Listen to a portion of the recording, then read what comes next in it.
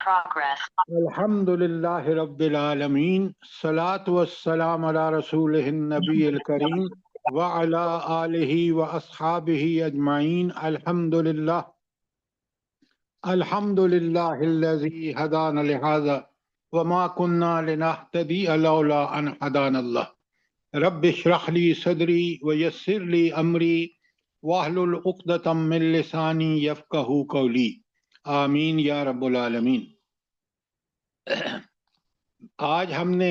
کل ہم نے سورہ آل عمران شروع کی، تو آج کا ریویژن ہے اور پہلے سوالن جواباً ریویژن ہوگا تاکہ ہم ہر آیت کو ٹھیک ٹھیک سمجھیں۔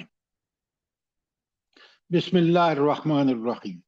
پہلی آیت تو حروف مقطعات ہے اور دوسری آیت ہے اللہ لا الہ الا ہو، اللہ تعالیٰ کے علاوہ کوئی معبود نہیں۔ اس کی دلیل کیا ہے کہ اللہ کے علاوہ کوئی معبود نہیں ہے؟ جلدی بتائیں۔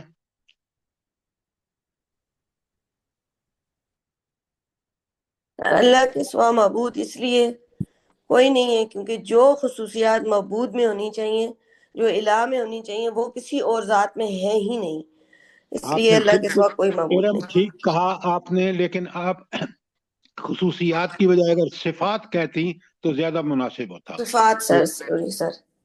اچھا، تو جو اس لیے وہ معبود ہے کہ اس کی صفات جیسی کسی اور کی مخلوق، وہ خالق مخلوق ہیں، ہم مخلوق ہیں، پوری مخلوق ہے، تو لہذا خالق کی جو صفات ہیں وہی صفات ہیں جو ایک معبود میں ہونی چاہیے۔ اب وہ صفات میں سب سے بڑی صفت یہ ہے کہ وہ سب جانتا ہو، جب ہم اس کو پکاریں تو سن رہا ہو، اور سب سے بڑی بات کہ وہ الحی القیوم ہو، جو اگلا حصہ ہے۔ کیوں؟ جو زندہ جاوید ہے، وہ ہر چیز کو قائم رکھے ہوئے ہے، ہماری دعائیں سن رہا ہے، ہمیں دیکھ رہا ہے، سب کچھ، لہذا الحی القیوم۔ میں نے آپ کو کل لکھوایا ہے کہ 3 جگہ قرآن میں آیا ہے، بقرہ کی آیت الکرسی میں ہے، یہاں آیت نمبر 2 ہے، اور سورہ طہ کی آیت 111 ہے، الحی القیوم۔ بعض لوگوں کا خیال یہ ہے کہ ان میں سے ایک اسم جو ہے وہ اسم اعظم ہے، واللہ عالم۔ کوئی سوال آپ کا آیت نمبر 2 کے بارے میں؟ جلدی کریں۔ آیت نمبر 3، نزل علیک الکتاب بالحق، یہ کتاب اللہ تعالیٰ نے بالکل ایسی نازل فرمائی ہے جو کتاب حق ہے۔ کیا کتاب حق کا مطلب کیا ہے؟ جلدی بتائیں۔ قرآن پاک۔ سر اس میں جو بھی چیزیں ہیں، احکامات ہیں، عقائد ہیں، جو کچھ بھی اللہ تعالیٰ نے اس میں فرمایا وہ برحق اپنے علم کی وجہ سے فرمایا، اور وہ بالکل برحق ہے، اسی طرح جس طرح اللہ تعالیٰ کی ذات برحق ہے۔ ایکسیلنٹ، بالکل اسی طرح حق ہے جس طرح خود اللہ تعالی حق ہے۔ اور اس کے بعد فرمایا مصدقا لما بین یدی، جو آپ کے پاس پہلے آسمانی کتابیں ہیں اس سب کی تصدیق کرتا ہے، یعنی اس کے اندر وہ ساری تعلیمات تفصیل سے موجود ہیں جو ان پہلی کتابوں میں تھیں۔ پہلا حق تصدیق اس معنی میں، اور دوسرا یہ کہ اس میں جو بھی آئی ہیں نبی کریم صلی اللہ علیہ وآلہ وسلم کے بارے میں بے شگونیاں تورات اور انجیل میں، وہ بھی برحق۔ اچھا، اب من قبل هدى للناس وانزل الفرقان، اس کا مطلب کیا ہے؟ جلدی بتائیں مفہوم۔ جو کتابیں پہلے نازل ہو چکی ہیں وہ ان لوگوں کے لیے، پہلے کے امتوں کے لیے ان میں ہدایت تھی، لیکن اب جو ہدایت کا ذریعہ اللہ تعالیٰ نے بھیجا ہے وہ قرآن ہے، فرقان ہے، جو حق اور باطل میں فرق کرنے والی چیز ہے، بالکل۔ کتاب ہے۔ اب کیوں اس کی حفاظت اللہ نے لی؟ اِنَّا نَزَّلْنَا الذِّكْرَ وَإِنَّا لَهُ لَحَافِظُونَ۔ اب کوئی ان میں سے پہلی کتابوں میں سے کوئی کسوٹی نہیں ہے۔ اب کسوٹی صرف کیوں؟ ان میں تعریف ہو چکی ہے، کسوٹی اگر ہے تو قرآن ہے۔ ایکسیلنٹ۔ اچھا، آیت نمبر 4 میں فرمایا کہ فرقان تو ہمیں سمجھ آ گیا، ہدی للناس بھی سمجھ آ گیا۔ اچھا، مومن کون ہے بھلا؟ اللہ کے نزدیک مومن کون ہے؟ جلدی بتائیں۔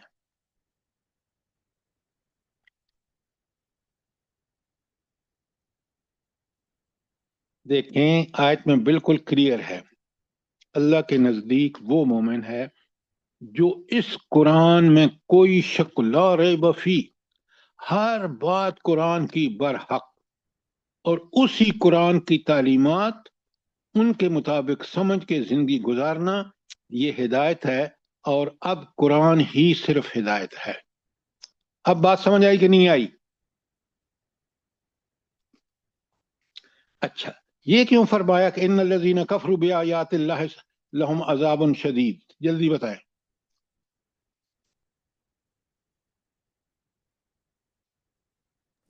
جو اب اس پہ عمل نہیں کرے گا اللہ تعالیٰ اس کے لیے دیکھیں سخت عذاب۔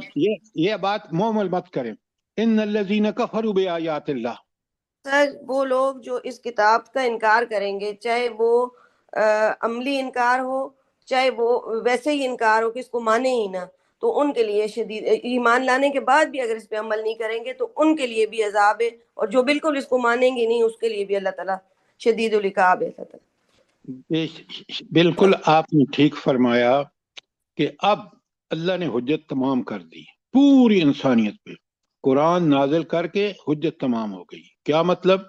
اگر اس قرآن پر ایمان لا کے اس کے مطابق زندگی گزاری تو اللہ شدید العقاب نہیں ہوگا بلکہ غفور الرحیم ہوگا۔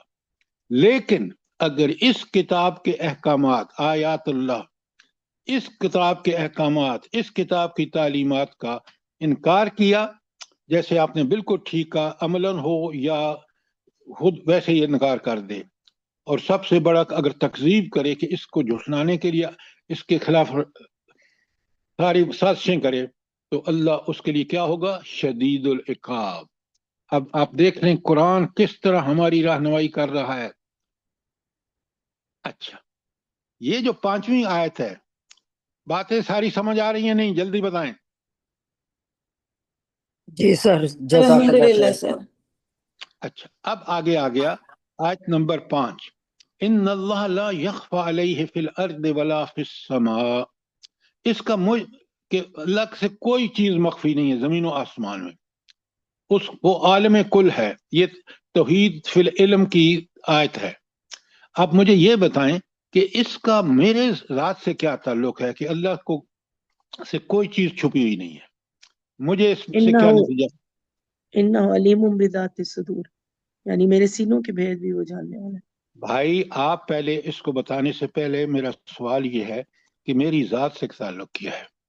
میری ذات سے اس کا تعلق یہ ہے کہ میں اچھائی کر رہا ہوں تو بھی اس کو پتا، برائی کر رہا ہوں تو بھی پتا۔ کیوں؟ وہ علیم بذات الصدور ہے۔ پہلے آپ نیکی اور برائی، ہدایت اس میں ہے کہ میں نیکی کروں جو اس نے حکم دیا ہے، جس سے منع کیا اسے رک جاؤں، یہ نیکی ہے۔ اگر میں یہ نہیں کر رہا تو پھر اس اللہ کو ہر چیز کا علم ہے، تو میں اپنے آپ کو سیدھا کر لوں، ورنہ اس کو سب علم ہے، اور قیامت کے دن جو برحق ہے اس دن مجھے ہر برائی کی سزا ملے گی اور ہر نیکی کا اجر ملے گا۔ اب بات کلیئر ہے؟ جی سر۔ اچھا، آیت نمبر 6 میں اللہ تعالیٰ کہتے ہیں هو الذی یصورکم فی الارحام کیف یشاء لا الہ الا هو العزیز الحکیم۔ اس کا کیا مطلب ہے؟ جلدی بتائیں، فٹافٹ کریں۔ توحید ہے، توحید خالقیت، کیسا زبردست کرنے والا ہے۔ ہمارا وجود ہوتا ہے جب رب تمہیں تخلیق کرتا ہے، اس سے اس کا تعلق ہے۔ جو آپ بالکل تمہیں بناتا ہے، صحیح۔ نیک بخت ہو یا بدبخت ہو یا جو بھی ہو، یہ سارا کچھ اللہ تعالیٰ کا فرمان ہے۔ آپ عمرے سے واپس آ گئی ہیں؟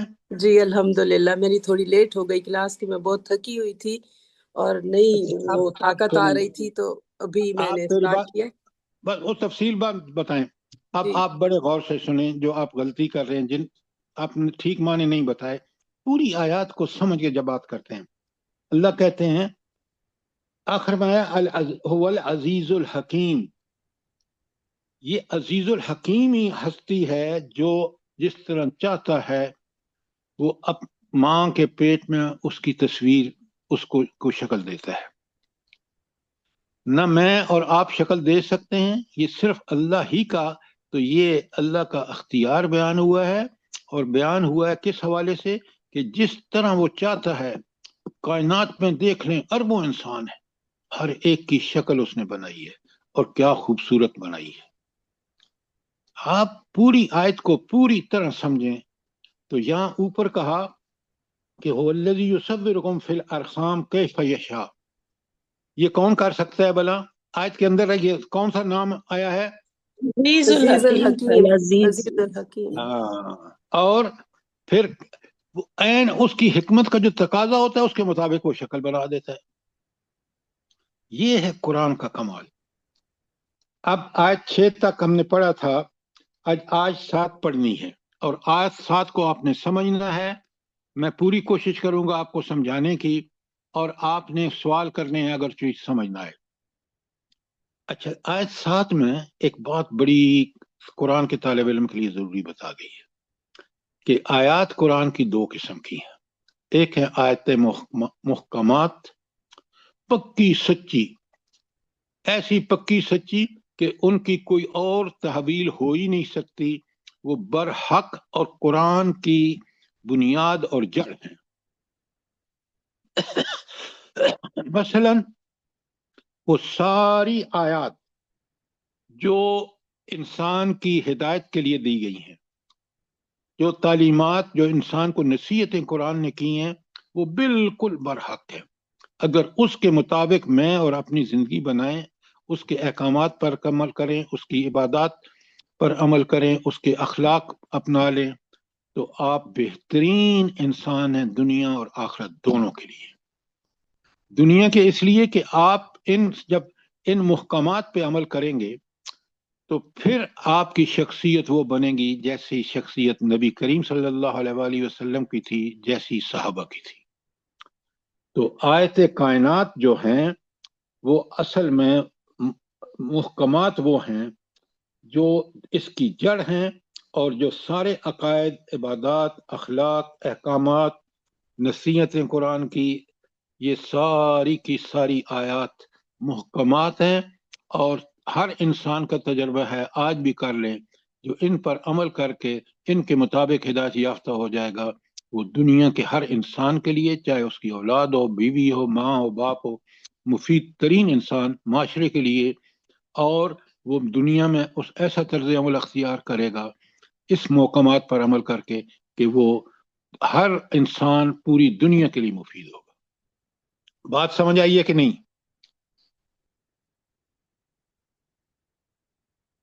الحمدللہ. الحمدللہ. کوئی سوال ہو آپ کا محکمات کے بارے میں؟ اللہ تعالیٰ فرماتے ہیں کہ هو الذی انزل علیک الکتاب. اب وہ اوپر کتاب اللہ نے نازل کی ہے نا، تو اس کتاب کے بارے میں اللہ کہہ رہے ہیں منہ آیات محکمات، ان میں ایسی آیات ہیں جو محکم ہیں، پکی پختہ، کوئی ان میں تبدیلی نہیں ہو سکتی.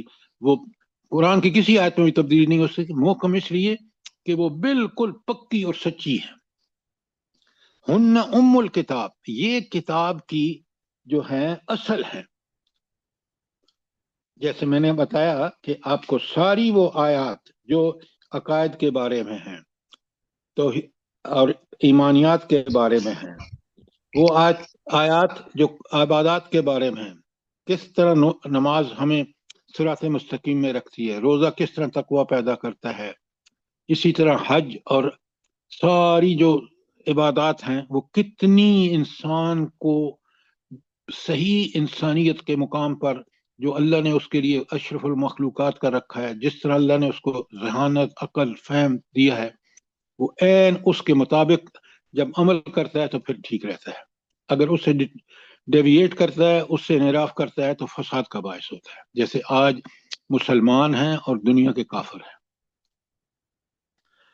تو ہنہ ام الکتاب، وہ کتاب کی اصل ہے. یہاں تک کوئی سوال ہو آپ کا؟ جلدی کریں.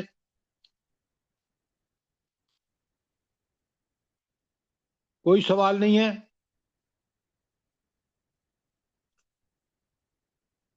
آپ جواب دیا کریں تاکہ میں آگے چلوں. اچھا، اس کے بعد جی آگے سنیں. आगे अल्लाह ताला कहते हैं उखर मुतशाबिहात, और कुछ दूसरी आयतें हैं जो मुतशाबे है। अच्छा, मुतशाबे का मतलब क्या है, जरा इसको पहले समझ लेंगे तो फिर बात जो है पूरी तरह समझ आ जाएगी कि कुरान की कुछ आयत जो हैं वो मुतशाबे हैं। इसका क्या मतलब है, पहले मुझे बताएं। सर मुहकमात जो है ना, उनका सिर्फ एक ही मीनिंग होता है, एक ही मानी है, लेकिन जी मुतशाबिहात में से 2-3 मानों की गुंजाइश होती है, तो यानी थोड़ा सा मुहमिल होता है। सर और अच्छा, वो आयात होती हैं जिनका हमारे हवास उसका अदराक नहीं कर सकते, जैसे जन्नत, दोजख, अल्लाह की कुर्सी, इस तरह। नहीं, आप बिल्कुल ठीक कह रही हैं, लेकिन हम उसका कुछ इदराक जरूर कर सकते हैं, पूरी पता नहीं कर सकते। देखें ना, जन्नत की नेमतें जो है उसका कुछ हिस्सा हमें समझ आता है, इसीलिए वो बयान हुई है। कुरान में कोई चीज ऐसी बयान नहीं हुई जो इर्रेलेवेंट हो, जिसका ताल्लुक हमारी हिदायत से ना हो। आप सुने, आप बड़े गौर से और इसको समझें। आपका बरज़ख कैसा होगा, मौत कैसी होगी, जन्नत कैसी होगी, दोज़ख कैसी होगी, ये सारी चीजें जो हैं ये मुतशाबिहात हैं। क्यों? हम पूरी तरह इनको समझ नहीं सकते, लेकिन एक इसलिए बयान हुई है कि हमें एक उससे एक बिल्कुल रोशनी मिल जाती है, करीबुल फहम है, और हमारा फहम इतना उसमें कि हम समझ सकते हैं कि जिस तरह कुरान ने मुहकमात को बरहक पैदा किया है, इसी तरह ये मुतशाबिहात भी बरहक हैं। आगे आ रही है बात, मैं आपके सामने रखूंगा। सर जी, ये लेकिन हरफ मुकत्तात भी इसी में आएंगे, मुतशाबिहात में? जाहिर है वो क्यों नहीं आएंगे, इसलिए कि मुझे उसके मानी नहीं पता, उसके मानी अल्लाह को ही पता है। हर वो चीज जिसका माना पूरी तरह मुझे क्लियर ना हो, हरूफ मुतशाबिहात हो, मौत हो, बरज़ख हो, आखिरत हो, जन्नत हो, दोज़ख हो। अब समझ आ रही है बात, आपको नहीं आ रही? जी सर जी, अल्हम्दुलिल्लाह। अच्छा, तो मुतशाबिहात भी अल्लाह ने नाजिल की हैं, और ये बरहक इसलिए हैं कि क्योंकि कुरान का सारी मुहकमात बरहक हैं। और ये अगर अल्लाह ने नाजिल किए हैं तो उसका मकसद है, मकसद ये है कि हमें कुछ आइडिया हो जाए, पूरी तरह तो नहीं, पूरी तरह तो जब ऐनुल यकीन जन्नत को देखेंगे और दोज़ख को देखेंगे तो समझ आएगी, लेकिन हमें बिल्कुल सजा होगी बुराई पर, इनकार पर, बदअमली पर, तो ये बात बिल्कुल हमारा ज़हन कबूल करता है। लेकिन एग्जैक्टली वो सजा क्या होगी, उसकी तफसीलात तो बता दी गई जो हमें अभी समझ नहीं आती, लेकिन क़यामत के दिन बिल्कुल समझ आएगा। बात समझ रहे हैं, नहीं समझ रहे? जी सर, अल्हम्दुलिल्लाह। जी सर। अल्हम्दुलिल्लाह, अल्हम्दुलिल्लाह। अच्छा, सर हम ये भी कह सकते हैं मुतशाबिहात वो तमाम हैं जिनके इंसानी नजर अहाता नहीं कर सकती। आप ये नहीं इसलिए कह सकते, मैं आपको बताता हूं। साइंस पहले तक कहती रही कि भाई ये जमीन चपटी है, अब वो कहते हैं गोल है। कुरान ने तो बहुत शुरू में कह दिया। अब सारे इंसान साइंस पर अब कुछ देर पहले तक कहती रही कि सूर्य स्टेशनरी है और ये बाकी सब घूम रहे हैं। अब साइंस कहती है, जो कुरान उस वक्त कह दिया जब नाजिल हुआ था, कि ये हर चीज ये सारे अपने महवर के गिर्द घूम रहे हैं, सूरज के गिर्द, और सूरज और ये सारी फैमिली खुद भी चल रही है आगे, और जहां पर इसका खात्मा है वो क़यामत बर्पा होगी। तो आज भी इंसान साइंस के जरिए कुरान की बातों की तस्दीक कर रही है साइंस, और बहुत सारी बातें हैं। लिहाजा मुतशाबिहात वो चीजें हैं जो वक्त के साथ साथ इंशाअल्लाह क्लियर होती जाएंगी। अगर नहीं भी क्लियर है तो हमें पता है कि उस रब की तरफ से हैं और बरहक है। अब ज़किया साहब समझ आई बात कि नहीं आई? जी सर। देखें, एक चीज नोट फरमाएं कि कुरान इतना बरहक है कि आज तक कोई चीज उसकी किसी ने भी अकल रखने वाले, फहम रखने वाले ने, जो उसकी सारी पेशीन गोइयां हैं कि जमीन गोल है, ये सारा सिस्टम मूव कर रहा है, ये गैलेक्सीज हैं, आज साइंस उसकी तस्दीक कर रही है। इसलिए कि कुरान का फरमाया हुआ बरहक है। तो मुतशाबिहात जो हैं, अब तफसील आ गई है, आगे मैं आपके सामने बयान करूंगा। सवाल हैं तो बिल्कुल करें ताकि हम बिल्कुल क्लियर हो जाएं कि मुहकमात क्या हैं, मुतशाबिहात क्या हैं। मुतशाबिहात पर ईमान बेहद जरूरी है, इसी तरह जिस तरह मुहकमात पर ईमान जरूरी है, क्योंकि सर जन्नत। जी फरमाइए। जी सर, ये जैसे आयात कायनात हैं, इनको भी हम मुहकमात में कहेंगे क्योंकि ये भी ज़ाहिर बरहक हैं। आप सवाल करने से पहले सोचें कि हम इनको समझ सकते हैं, नहीं समझ सकते, अकल में आती है नहीं आती आयत कायनात? बताएं, जवाब दें। जी सर, मतलब समझ में जो बज़ाहिर दिखाई देती हैं वो तो ज़ाहिर है समझ में आती हैं। तो वही तो समझने की बात है। वो जो है मुहकमात हैं, हमारी अकल, हमारी आंख, हमारा मुशाहिदा, सब चीजें उसकी तस्दीक करती हैं। करती हैं नहीं करती? जी जी जी जी। तो कुरान को समझने के लिए अकल को इस्तेमाल करें, जहानत को इस्तेमाल करें जो अल्लाह ने हमें दी है। तो आप आयत कायनात और आयत मुस्तशाबिहात बिल्कुल क्लियर हैं? जी सर, अल्हम्दुलिल्लाह। अल्हम्दुलिल्लाह। अच्छा, अब सुने आगे कुरान क्या कहता है। आगे कुरान कहता है फ़अम्मल्लज़ीना फ़ी कुलूबिहिम ज़ैग़ुन, वो लोग जिनके दिलों में कजी और टेढ़ है, फ़यत्तबिऊन मा तशाबहा मिन्हु, वो पीछे लगे रहते हैं उन आयात के जो मुतशाबे हैं। अब आप देख रहे हैं, जमाना कोई भी हो, जो मोमिन है ना, उसको पता है कि कुरान ला रैब फी किताब है, आयत कायनात हों मेरे बिल्कुल मुशाहिदे में है वो बरहक हैं, आयत मुशाबिहात हों मैं उस अल्लाह ने नाज़िल की हैं बरहक हैं। लेकिन कुछ लोग हैं जो उनको अपनी अकल और जहानत पर इतना नाज है कि वो अल्लाह की बात को मानने से इनकार करते हैं।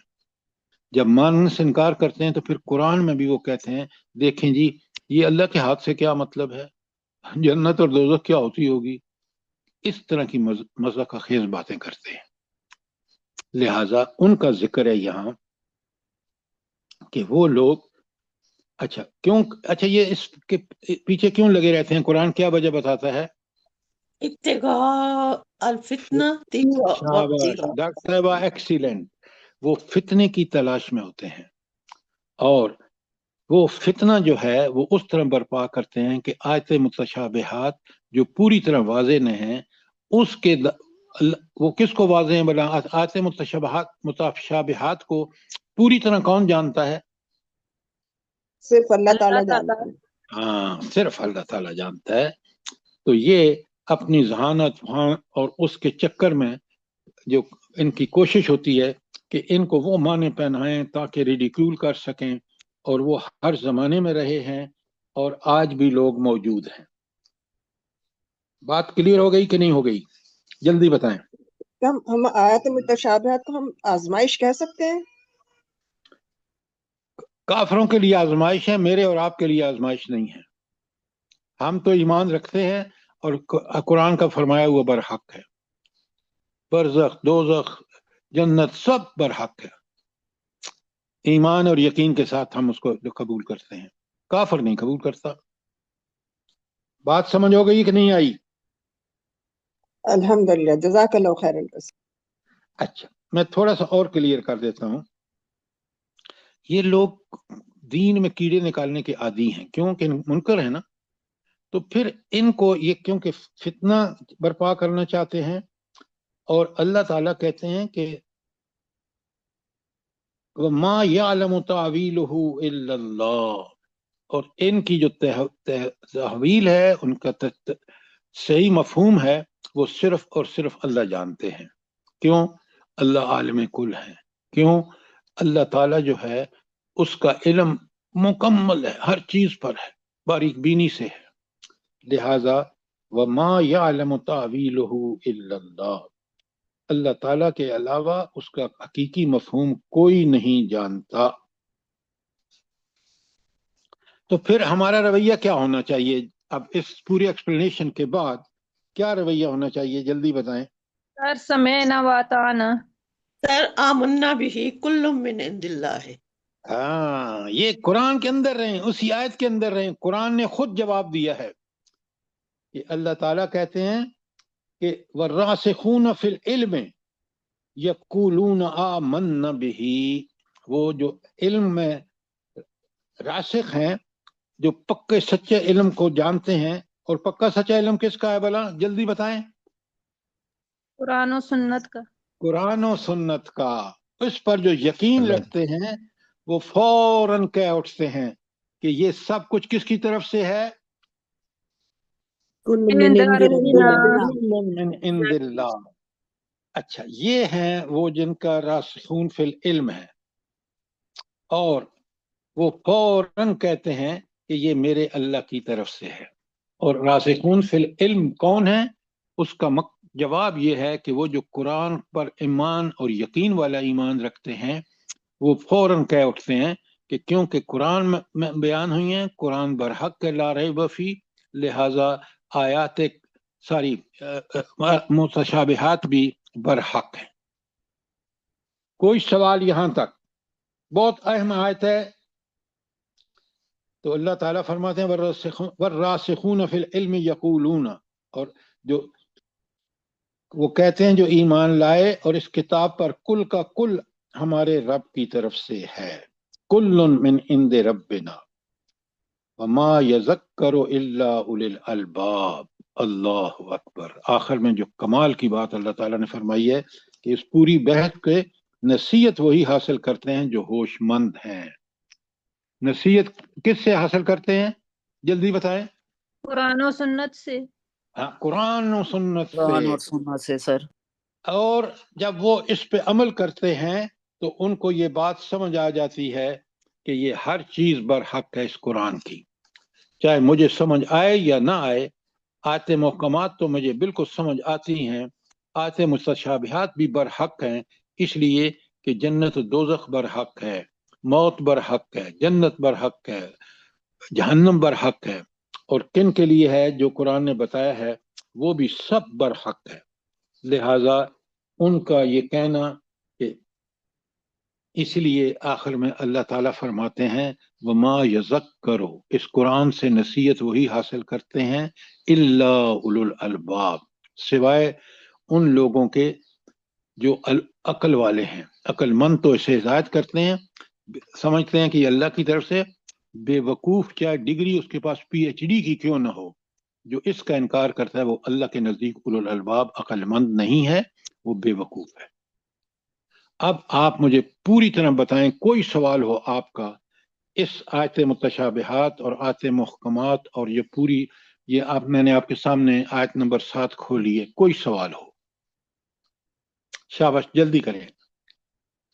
بے انتہا ضروری سمجھنا ہے پورے قرآن پر سچا پکا ایمان. ہر بات جو قرآن نے کہی ہے وہ بالکل برحق ہے.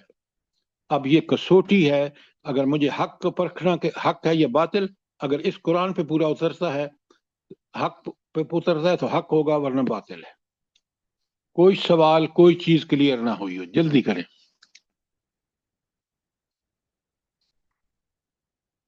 سر سمجھ آ گئی ہے الحمدللہ.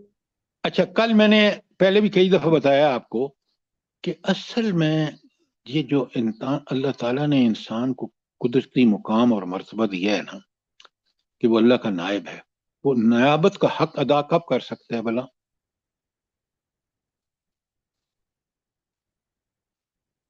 جلدی بتائیں نا. جب قرآن و حدیث کو اور قرآن و سنت کو پر عمل کرے گا اور اس کو سمجھے گا، اس پر پھر عمل کر سکے. سر عبادت کر کے اللہ کا شکر ادا کر. اچھا، اب آپ بات شکر تو بہت بڑی بات ہے، اب آپ ٹھیک کہہ رہے ہیں، لیکن اصل بات یہ ہے چاہے وہ جس پوزیشن پہ ہو، جتنی بڑی پوزیشن پہ ہو، قرآن ہر آدمی کی رہنمائی کرتا ہے، عام آدمی سے لے کر حکمران تک، جرنیلوں تک، ججز تک، سب کے لیے قرآن ہی کتاب ہدایت ہے. جب اس کو چھوڑ دیتے ہیں تو بالکل وہی ملک کا حال ہوتا ہے جو آج مسلمان ملکوں کا اور خصوصاً پاکستان کا حال ہے. وجہ کہ یہ ملک بنا ہی اس قرآن اور سنت کے نفاذ کے لیے تھا. جب ہم نے اس سے انکار کیا، ملک آج 2 ٹکڑے ہو چکا ہے، اور آئندہ اگر ہم نے یہی روش رکھی تو اللہ کی عقاب سے ہم بچ نہیں سکتے. کیوں کہ اللہ نے یہاں صاف بتایا ہے کہ جو اس کتاب کا انکار کرے گا اس کے لیے دنیا اور آخرت میں ذلت اور پستی ہے. سمجھیں بات کو. یہ بات آپ کی سمجھ میں آ رہی ہے کہ نہیں آ رہی؟ جی سر آ رہی ہے. جی سر جزاک اللہ خیر. انصار صاحب آپ کو بات کلیئر پتہ چلی کہ نہیں پتہ چلی؟ ہمارا ملک کیوں آج مسائل سے دوچار ہے؟ آپ کو صاف اس قرآن کے انکار کرنے سے، چاہے وہ عملاً ہو، زبان سے ہم کہتے رہیں عملاً کتنا ہم نے قرآن کے ساتھ دھوکہ کیا ہے. اللہ احکامات آپ پڑھ کے آئے ہیں، اس کی خلاف ورزی کس دھڑلے سے ہو رہی ہے. اچھا اب آگے چلیں. آیت نمبر 8 میں اللہ تعالیٰ کہتے ہیں ربنا لا تزغ قلوبنا بعد اذ ہدیتنا. کیا مطلب ہے اس کا؟ کہ اے اللہ آپ اے اللہ ہمارے دلوں کو کج نہ کرنا، ٹیڑھا نہ کرنا اس کے بعد کہ تو نے ہمیں ہدایت بخشی. کیا مطلب ہے اس کا؟ یہ جو سر اولو یہ دعا الالباب ہوں گے ثابت وہ یہ قدمی کہیں کے گے لیے، اپنے رب سے. ثابت قدمی. سر بالکل اوپر جو آپ نے ٹھیک آمنا. آپ نے بالکل ٹھیک کہا. اولو الالباب یہ دعا مانگتے ہیں، راسخین فی العلم یہ دعا مانگتے ہیں کہ اللہ اب اس قرآن جو اتنا برحق ہے، جو کسوٹی ہے، جو جس کی آیات محکمات بھی ہیں اور متشابہات بھی ہیں، ہمیں اس پر کما حقہ عمل کرنے کی توفیق عطا فرما. اس کو قبول کرنے ہم راسخین فی العلم میں سے بنا، ہمیں اولو الالباب میں سے بنا، تاکہ ہم اس قرآن کا صحیح اس کا مفہوم سمجھ کے اس کے مطابق عمل کریں. تو یہ دعا ہے کس کی؟ جیسے ہماری بہن نے کہا کہ اولو الالباب کی یا راسخین فی العلم کی. ربنا لا تزغ قلوبنا بعد اذ ہدیتنا وہب لنا من لدنک رحمہ. اور اے اللہ ہمیں اپنے خزانہ فضل سے رحمت عطا فرما. یہ رحمت کب ملے گی مجھے، آپ کو؟ سر جب اس ہدایت کو ہم مانیں گے، اس کے راستے پہ چلیں گے قرآن کے، پھر ہمیں رحمت ملے گی. ثابت قدم رہیں گے سر. دیکھیں قرآن کو آپ پڑھ کے سمجھ کے اس پہ عمل کریں گے تو پھر ہمیں رحمت ملے گی، ہدایت ملے گی، پھر اللہ تعالیٰ رحمت فرمائیں گے. کر فرمائے گا. بالکل. تو اب ہم اللہ سے دعا مانگ رہے ہیں کہ ہمیں صراط مستقیم پہ چلا، اس کتاب کو برحق مان کر زندگی گزارنے کا جو راستہ ہے وہ صراط مستقیم ہے، جو جنت کو سیدھا جاتا ہے. تو اللہ مجھے آپ اس کی توفیق عطا فرمائیں کہ میں اسی راستے پہ چلوں، اور تاکہ جب میں ہدایت حاصل کر کے اس کے مطابق چلوں گا تو اس کے بعد میں آپ کی رحمت کا مستحق ہوں گا. اچھا آگے ایک آخری بات 8 کی آیا رہی ہے انک انت الوہاب، یقیناً تو سب کچھ دینے والا ہے. تو یہ کتنی پیاری دعا ہے، اور اس وہاب سے جو سب کچھ دینے والا اس سے ہم مانگ رہے ہیں. سبحان اللہ. بے شک. کاش میں دعا مانگتی تھی تو مجھے آپ جو دعا اسٹارٹ میں پڑھتے ہیں وہ خود بخود مجھے یاد آ جاتی تھی.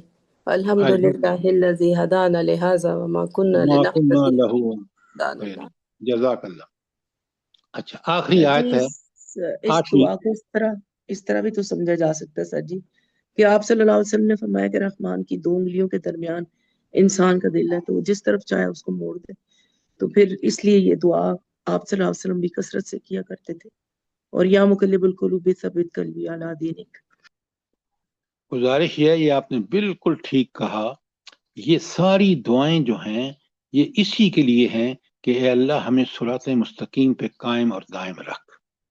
اے حی القیوم جو میرے ایک ایک حال سے واقف ہے، یہ دعائیں جب مانگیں گے اور اس کے لیے کوشش کریں گے تو اللہ کا وعدہ ہے والذین جاہدوا فینا لنہدینہم سبلنا.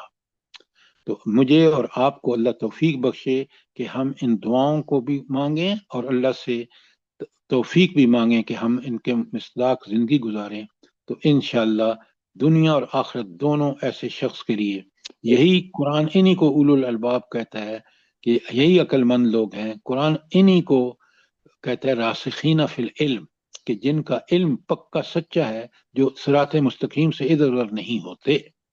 سر جی بہت پیاری بات ہے کہ ہم لوگ ان چیزوں پہ غور ہی نہیں کرتے. ہم تو دنیا کی طلب مانگتے رہتے ہیں، اولاد دے، مال دے، کوٹھیاں دے. آپ ابھی آج ٹھہرے ہیں، آگے آ رہی ہے آیت، بالکل آپ ٹھیک کہہ رہی ہیں. اچھا آیت 9 میں اللہ تعالیٰ فرماتے ہیں، دیکھیں نا عقل مند جو ہے نا اولو الالباب کیا کرتے ہیں، ربنا انک جامع الناس. اللہ اکبر، کتنی بڑی بات ہے کہ اے اللہ، اے ہمارے رب، جس نے ہمیں، رب کون ہے؟ جس نے ہمیں پالا پوسا، بڑا ہونے کے سارے ذرائع پیدا فرمایا، خالق، مالک، رازق، حاکم، سب رب کے معنی ہیں.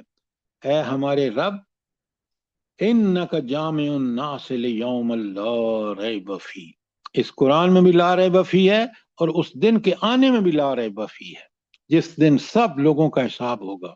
اللہ تعالیٰ مجھ سے اور آپ سے پوچھے گا کہ بتانا تجھے اتنی میں نے نعمتیں دی، ربوبیت کا میں نے حق ادا کیا، تو نے اولو الالباب بنا یا تو راسخین فی العلم بنا یا نہیں بنا؟ کیونکہ میں نے تو قرآن بھیج دیا تھا، نبی بھی بھیج دیا تھا، اصول قرآن نے بتا دیے، نبی کریم صلی اللہ علیہ وآلہ وسلم نے عمل کا نمونہ آپ کے سامنے رکھ دیا. اب بتانا تو کیا کر کے آیا ہے؟ کتنی سخت آیت ہے، ہم ثواب کے لیے پڑھ کے گزر جاتے ہیں. قرآن پہ ہمیشہ غور و فکر کریں کہ اتنی آپ کو پتہ چلے گا قرآن کتنا برحق ہے. کوئی سوال آیت نمبر 9 کے بارے میں؟ اگلا اس کا حصہ ہے انک لا یخلف المیعاد. کبھی آپ نے سوچا ہے سر جی ان اللہ ہے، ان اللہ لا یخلف المیعاد، بے شک اللہ تعالی وعدہ خلافی نہیں کرتا. اب میں ایک آپ کو بات سمجھاتا ہوں اور سمجھیں. آپ ساری دنیا کے سوالوں کا جواب نہیں دے سکتے، ان کی دعاؤں سن نہیں سکتے. میں آپ کو بتاتا ہوں کہ ہمیں کس قدر مشکلات ہیں. مجھے رات کو ایک فون آیا، انہوں نے کہا کہ میں سود لیا، میرے 95,000 مہینے کا قرض ہے، فلانا ہے، ڈمکانا ہے، آپ میری مدد کریں. تو آپ دیکھتے ہیں کہ انسان دنیا میں اب ہم چاہتے ہوئے بھی مدد نہیں کر سکتے. کیوں؟ ہماری لیمیٹیشنز ہیں. کس کی لیمیٹیشنز نہیں ہیں؟ اللہ تعالیٰ کی. وہ پوری کائنات کو جس طرح چاہے رکھ سکتا ہے، لہذا اس دن میں بھی کوئی شک نہیں ہے، اور خزانے اس کے پاس ہیں، وعدہ ہر پورا کر سکتا ہے تو اللہ کر سکتا ہے. میں اور آپ کوئی بادشاہ بھی نہیں کر سکتا دنیا کا سوائے اللہ کے. یہ جو بات ہے نا ان اللہ لا یخلف بسم اللہ، ہاں، ان اللہ لا یخلف المیعاد، یہ ایک ہی ہستی ہے کائنات میں جس کے پاس خزانے ہیں، جو ہر ایک سے جو وعدہ کیا ہے پورا کر سکتی ہے. جی سر بالکل صحیح ہے، لیکن انسان کو نا ان باتوں میں پورے طریقے سے یقین نہیں ہے، شاید اسی وجہ سے خلاف ورزی کرتا صاحبہ ہے. آپ نہیں دیکھتی کہ یہ مسلمان حکمران کیا کر رہے ہیں، خود ہمارے ملک میں کیا ہو رہا ہے، یہ ججز کیا کر رہے ہیں. یہ قیامت کے دن اتنا بھاری ہوگا کہ اللہ تعالیٰ معاف کرے. پتہ نہیں کہ ان کے، اللہ خود فرماتے ہیں نا کہ پتہ نہیں یہ لوگ کس مٹی کے بندے ہوئے ہیں. پہاڑ پر قرآن نازل کرتا تو وہ بھی پھٹ جاتا خوف سے، مارے خوف سے. اور ہم ہیں کہ ہم اس کو پڑھتے ہیں ثواب کے لیے، سمجھتے نہیں ہیں. ورنہ یہ صرف انسان، سر بدبختی میں مبتلا ہیں اور کچھ نہیں ہے. میں نے آپ کو ایک ویڈیو بھیجی ہے کہ مردے کو بخشوانا ہے قرآن پڑھو. جی سر وہ بڑی زبردست. تو آپ ذرا دیکھیں کہ قرآن کا کیا حشر کر رہے ہیں جو اللہ کی اتنی بڑی نعمت ہے. یہ شور کرتے ہیں کہ قرآن کی بے حرمتی کر دی فلاں نے، ہم کیا کر رہے ہیں؟ سر نام تو عاشقان رسول خود کو کہتے ہیں، عاشقان رسول ہیں. اللہ اکبر، اللہ اکبر. اچھا آیت نمبر 9 کلیئر ہو گئی. آپ کو کوئی سوال ہے؟ اب ذرا آئیے آیت نمبر 10 پر. اور آپ بڑے غور سے سنیں، اللہ تعالیٰ فرماتے ہیں بسم اللہ الرحمن الرحیم، ان الذین کفروا، وہ لوگ جو کافر ہیں، لن تغنی عنہم اموالہم ولا اولادہم من اللہ شیئا، اللہ فرماتے ہیں یقیناً جن لوگوں نے کفر کی روش اختیار کی ہرگز اپنے آپ کو نہ بچا سکیں گے، نہ مال ان کے کوئی کام آئے گا، نہ اولاد ان کے کام آئے گی، اور اس وجہ سے وہ مال اور اولاد میں کیونکہ دنیا میں غرق ہیں، ان کو فکر ہی نہیں ہے کہ میرا رب، میرا خالق، مالک، رازق، حاکم کیا حکم دیتا ہے، اور اس نے مجھے مال اور اولاد کو خرچ کرنے کا، اولاد کی تربیت کرنے کا پورا قرآن میں نقشہ دے دیا ہے، اس کو چھوڑ کر انہی کی گمراہی میں پڑا ہوا ہے مال اور اولاد کی۔ تو یہ جو آیت نمبر 10 میں مال اور اولاد کا خاص کر ذکر کیا ہے، بنا یہ کیوں صرف دو چیزیں کہہ کے اللہ نے بتا دیا کہ یہ ہیں جو کفر کا سبب بنتی ہیں؟ کیونکہ یہی سب سے بڑا فتنہ ہے، انہی میں مبتلا ہو کے بالکل انسان بالکل صحیح۔ اللہ کے ذکر کو چھوڑ دیتا ہے۔ اصل میں آپ میری بات سنیں، بالکل آپ نے ٹھیک فرمایا۔ میں ڈگریاں کیوں حاصل کر رہا ہوں کہ بہت بڑا عہدہ ملے گا، مال ملے گا، میں اپنی اولاد کو، یہ میرا گمان ہے نعوذ باللہ، اور آپ دیکھ لیں کہ انہیں لوگوں کی اولادیں کتنی برباد ہو رہی ہیں، کیوں؟ قرآن سے ہٹے ہوئے ہیں۔ میں ایک پڑھ رہا تھا کہ ایک شخص نے جو ہمارے ہاں ایئر فورس کا بڑا ذمہ دار افسر تھا، اس نے مال خوب بنایا سودوں میں، اس نے امریکہ میں کوٹھیاں خریدی، مربے خریدے، لیکن بیٹے کے نام پہ، تاکہ اس بیٹے نے ان کو وہاں سے نکالا جب ریٹائر ہو گئے، اور وہ یہاں ایک ہوٹل میں رہ رہا تھا، تو لوگوں نے اس کی قسم پرسی کی داستان بتائی ہے، وہ عبرتناک ہے۔ سر وہ بہت خوفناک تھی سر، میں نے بھی وہ پڑھی تھی، اللہ معاف جزاک کرے۔ اللہ۔ اچھا، بالکل یہ چیزیں اکثر ملتی ہیں اس طرح کی سر پڑھنے کے لیے۔ آپ میری بات تو سنیں، ابھی پوری بات نہیں کی میں نے، پہلے سنیں آپ۔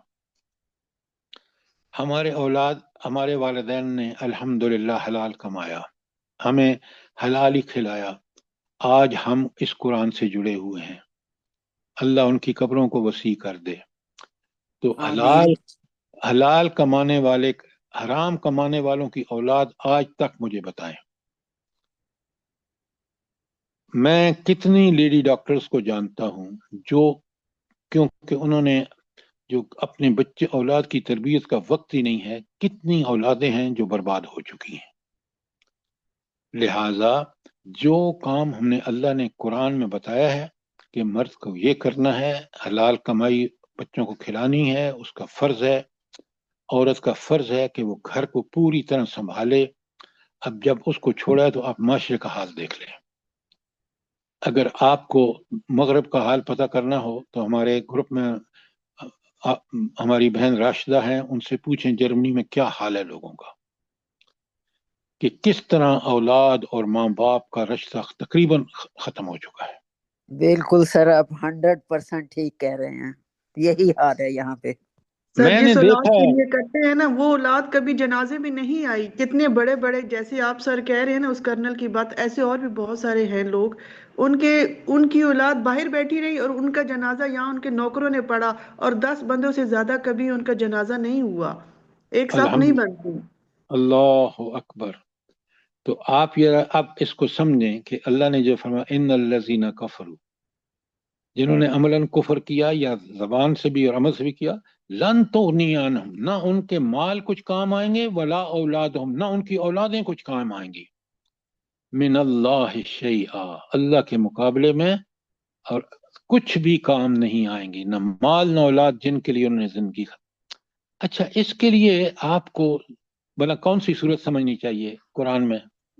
سر سورہ کاف میں آتا ہے المال والبنون زینت الحاکم الحیات التکاثر، الحاکم التکاثر۔ سنیں میری بات، جس بہن نے کہا نا الحاکم التکاثر حتی زرتم المقابر، کلا سوف تعلمون ثم کلا سوف تعلمون، بالکل اس کی بہترین تشریح سورۃ تکاثر ہے۔ اللہ آپ کو بہت جزائے خیر دے. قرآن ہم جب سمجھیں گے، سمجھ کے پڑھیں گے تو یقیناً ہدایت یافتہ ہو جائیں گے. اللہ تعالیٰ فرماتے ہیں، دیکھیں کتنا ہولناک انجام اللہ بتا رہے ہیں. اللہ بتا رہے ہیں اولئک ہم وقود النار، وہ سب کے سب آگ کا ایندھن بنیں گے. جہنم جو آگ دکھائی جائے گی نا، وہ انہی انسانوں اور پتھروں سے ہوگی، اور اس کا ٹیمپریچر لکڑی کی آگ سے کہیں زیادہ ہوگا. اللہ اکبر، اللہ کتنا برا انجام ہے سر، دیکھیں کتنا اللہ، خوفناک. ہولناک انجام ہے بالکل. اچھا، آیت 11 میں کہا کہ لوگوں سبق کیوں نہیں لیتے ہو، تاریخ تمہارے سامنے ہے. کداب آل فرعون والذین من قبلہم، فرعون ہو یا اس سے پہلے لوگوں، سب ظالموں کو کس طرح اللہ نے دنیا میں ان کا ذلت ناک انجام ہوا، اور آخرت میں اولئک ہم وقود النار بنیں گے. اللہ اکبر، کتنا قرآن برحق ہے. فرعون ہو یا اس سے پہلے ظالم لوگ ہوں، پھر اللہ کہتے ہیں کہ فَأَخَذَهُمُ اللَّهُ بِذُنُوبِهِمْ، اللہ نے کیوں گرفت کی ان کی، کیوں پکڑا ان کو؟ بِذُنُوبِهِمْ، ان کے گناہوں کی وجہ سے، ان کی نافرمانیوں کی وجہ سے. اللہ اکبر، اللہ اکبر، ایک استغفر وجہ یہ اللہ. کہ کذبوا بآیاتنا، کہ اللہ کی آیت کو جھٹلایا. آپ دیکھیں نا، ہر زمانہ کس طرح اللہ تعالیٰ اس چیز کو ہمارے ذہن میں، کاش ہم قرآن سے عبرت حاصل کریں. آپ مجھے بتائیں مشرف کا کیا حال ہوا؟ اس نے امریکہ سے خود اعتراف کیا اپنی کتاب میں کہ میں نے پکڑ پکڑ کے مجاہدین افغانستان دیے، میں نے عافیہ صدیقی کو دیا، تو کوئی ڈالر اس کے کام آئے؟ مجھے بتائیں ذرا. بالکل بھی نہیں. ایسا مرض اللہ نے پکڑا. اس نے کہا نا کہ تاکہ ان کے بچیوں کے خاندان ان کو پہچان نہ سکیں، ان کو جلاؤ تو کس میں جلاؤ؟ فوسفورس میں جلاؤ. اللہ نے اس کو ایسی مرض سے دوچار کیا کہ جس کی دوائی کہیں بھی نہیں ملتی تھی. اللہ اکبر، کاش میں اور آپ اور سارے ظالم ان سے عبرت یہ پکڑیں. تو دیکھیں، یہ جو ہم لوگوں کا جس کو آپ مثال دے رہے ہیں، یہ تو فرعون کا بھی باپ تھا، نکلا نا مشرف صاحب. اللہ، اللہ اکبر. پھر اللہ نے انجام دیکھے نا کیسا کیا. تو اللہ کہتے ہیں کداب آل فرعون والذین من قبلہم کذبوا بآیاتنا، انہوں نے ہماری آیات کی تکذیب کی. کذب کا مطلب ہے کہ انتہا کر دی، اس کی مخالفت میں وہ جہاں تک جا سکتے تھے اللہ نے ان کو ذرائع اور وسائل دیے تاکہ وہ اللہ کے تابع فرمان ہو کر ان ذرائع اور وسائل کو اللہ کے حکم کے مطابق خرچ کریں تاکہ وہ جنت کے حقدار ہو جائیں. انہوں نے بالکل اس کا الٹ کیا. جب الٹ کیا تو اللہ کہتے ہیں فَأَخَذْنَاهُمُ اللَّهُ بِذُنُوبِهِمْ، اللہ تعالیٰ نے ان کو ان کے گناہوں کے بدلے سے وجہ سے پکڑا. اللہ ظالم نہیں ہے، اللہ تو بہت مہربان ہے. اس نے تو انبیاء بھیجے، کتب بھیجی، لیکن انہوں نے اس کی تکذیب کی. تو اس تکذیب کے نتیجے میں تاریخ دیکھ لیں، ہر زمانہ دیکھ لیں. آپ جب پڑھیں نا سورہ ہود، سورہ آراف اور اس سورہ شعراء، تو شعراء، جی تو آپ دیکھیں گے کہ قرآن نے بس کھول کھول کے بتایا ہے کہ وہ جنہوں نے تکذیب کی رسولوں کی کتابوں کی، ان کا کیا انجام ہوا. اچھا، اب آ جائیں آیت 10، 11، 12. کوئی سوال ہو؟ 12 میں اب پڑھنی ہے میں نے. اللہ فرماتے ہیں کل للذین کفروا، اے نبی بتا دو ان لوگوں کو جنہوں نے کفر کیا. کیا بتا دو؟ ستغلبون، تم مغلوب ہوگے، ویحشرون الی جہنم، دنیا میں مغلوب ہوئے کہ نہیں نبی کریم صلی اللہ علیہ وسلم کے ہاتھوں؟ آپ دیکھیں قریش مکہ کس طرح 8 ہجری میں فتح مکہ کے موقع پر نبی کریم صلی اللہ علیہ وسلم کے سامنے کھڑے تھے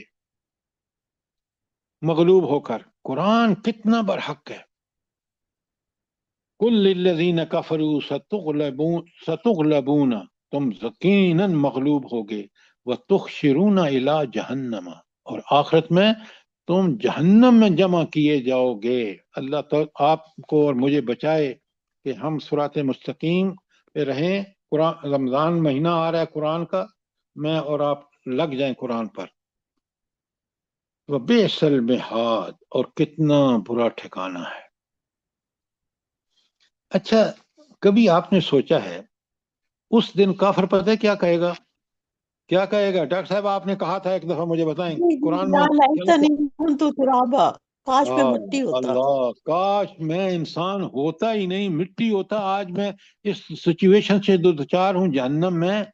اسی لیے اللہ کہتا ہے وَبِئْسَ الْمِہَادُ، کتنا برا ٹھکانہ ہے، جس کو کافر دیکھ کے کہے گا کاش میں دنیا میں مٹی ہوتا، آج میں حساب، انسان بنایا اللہ نے، میں حساب میں کہاں پہنچ گیا ہوں۔ اور ابو بکر صدیق رضی اللہ عنہ اتنا روتے تھے، تنکا پکڑ کے کہتے تھے کاش میں تنکا ہوتا، میرے سے حساب نہ لیا جاتا۔ یہ ہم لوگ کون اتنے انسان ہے نڈر بلا جو انسانوں میں سب سے عظیم ہے؟ تو وہ انبیاء، ڈرتے تھے۔ انبیاء تو اونچے درجے پہ ہے نا، صدیقین اور صالحین میں نمبر 1 پہ کون ہے؟ ابو بکر صدیق، وہ کہہ ابو رہے ہیں۔ بکر رضی۔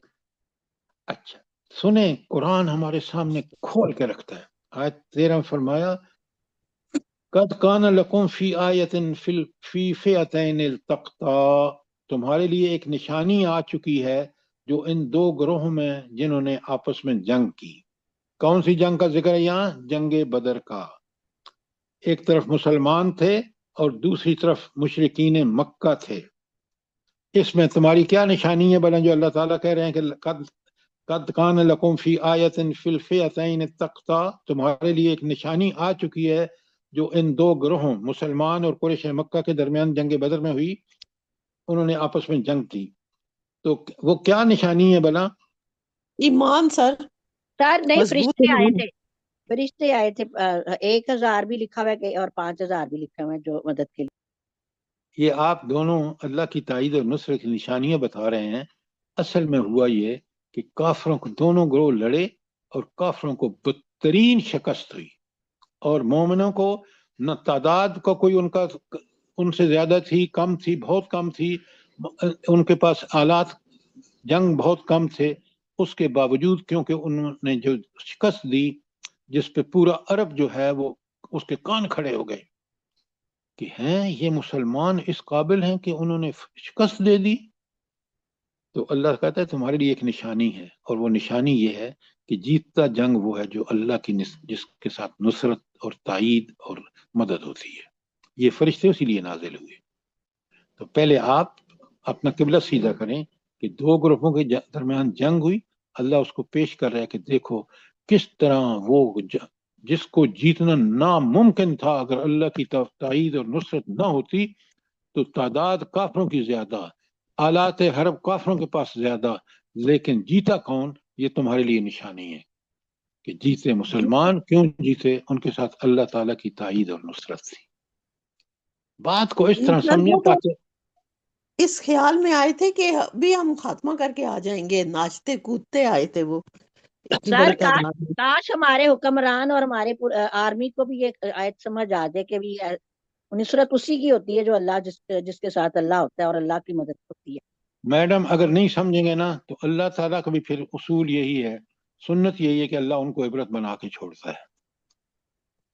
سر ایک سوال میں کرنا چاہ رہی ہوں۔ جی حکم۔ یہ نبی صلی اللہ علیہ وآلہ وسلم نے جنگ بدر سے پہلے صحابہ کرام کی رائے جب جانچنا چاہی تو ان صحابہ کے الفاظ اور ان کی نیتیں بھی تو اس میں بہت بڑی ایک وجہ ثابت ہوئی نا۔ نیت اور اخلاص ان کے اندر جو تھا وہ بھی بہت بڑی چیز تھی، کم تعداد ہونے کے باوجود اللہ نے عزت سے پھر سرفراز کیا۔ دیکھیں آپ اگر اس بحث میں جائیں گے تو وہاں بعض صحابہ نے کہا کہ ہم اس قافلے پر حملہ کر دیں جو گزر رہا ہے سامان لے کے۔ ذرا ان چیزوں کو، آیت کے مجموعی مضمون کو آیت ہی میں سمجھیں، ادھر کے باتیں مت لگائیں جن میں ڈفرنس آف اوپینین ہے۔ لیکن نبی کریم صلی اللہ علیہ وسلم کا عزم تھا کہ ہم نے اس کا مقابلہ کرنا ہے، اور اللہ نے کہا کہ میں نے حق کو حق اور باطل کو باطل کر کے دکھانا ہے۔ جی سر۔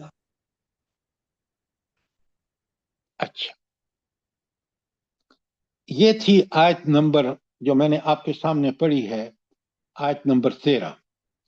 اللہ تعالیٰ کہتے ہیں، فرماتے ہیں کہ دیکھیں کس قدر یرونہم، قرآن خود بتا رہا ہے کہ ایک دو گروہ تھے، اور یرونہم مثلیہم رائے العین، وہ انہیں دیکھ رہے تھے کہ اپنی آنکھوں سے کہ ان سے وہ تعداد میں دگنے ہیں،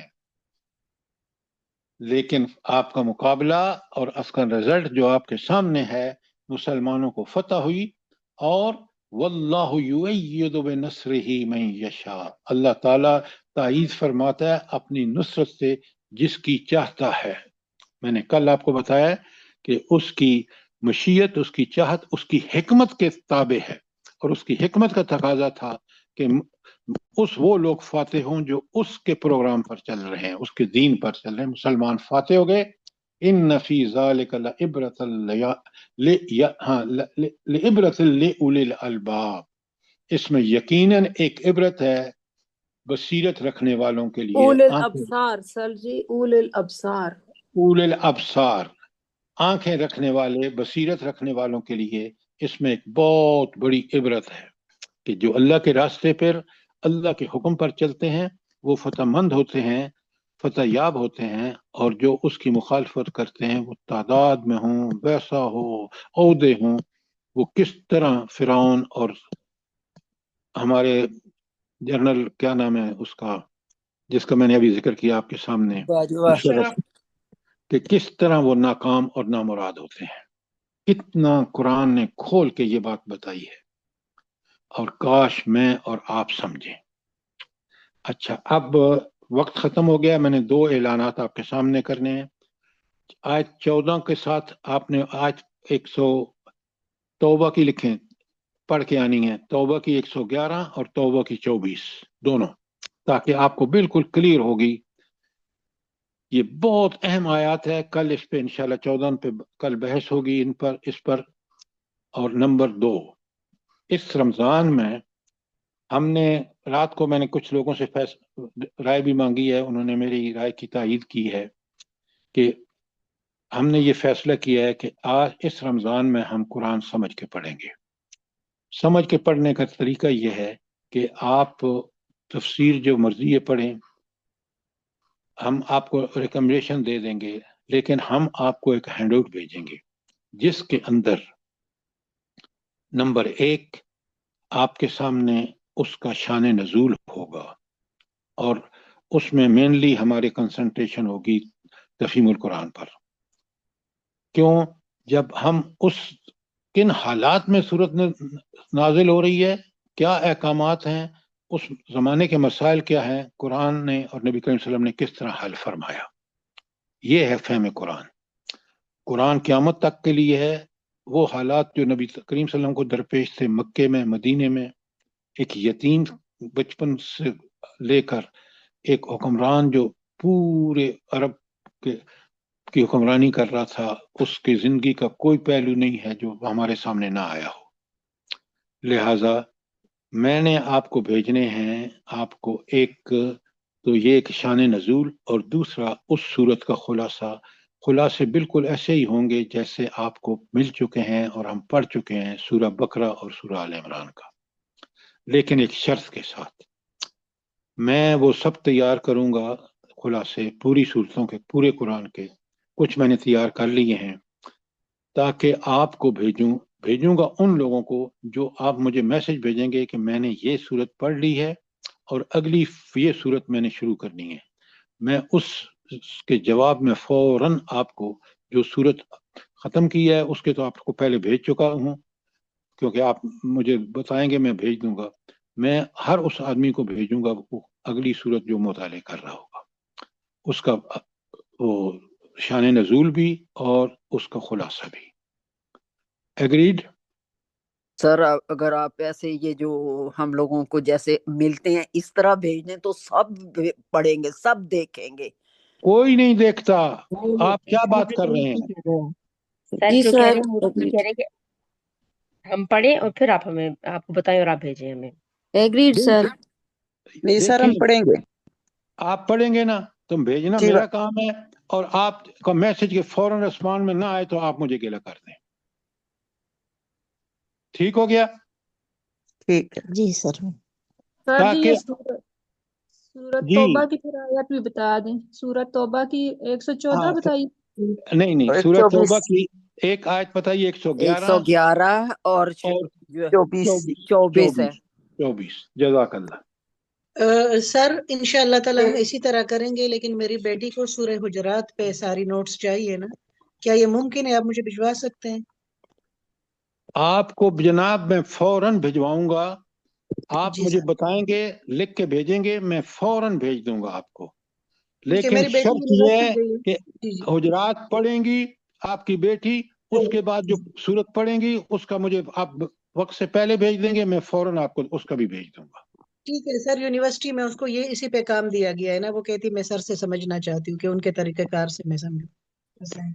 हाँ लेकिन देखें, मेहनत उसने करनी है, मैंने गाइड सिर्फ करना है कि शान नजूल क्या था, कि उस हालात क्या थे जिनमें और वो सूरत की खुलासा मैं भेजूंगा। ठीक है? ठीक है सर, अल्लाह जज़ा दे आपको, बहुत शुक्रिया। ठीक है। रब्बना तकब्बल मिन्ना इन्नका अंतस समीउल अलीम व तुब अलैना इन्नका अंतत तव्वाबुर रहीम। जज़ाकल्लाह। आमीन सुम्मा आमीन। अल्लाह पाक आपको बहुत खूबसूरत जज़ाए खैर दे, और इसी तरह जैसे आप समझा रहे हैं समझने की तौफीक दे हम लोगों की भी, और हम लोगों के औलादों को भी, और तमाम दुनिया के मुसलमानों को।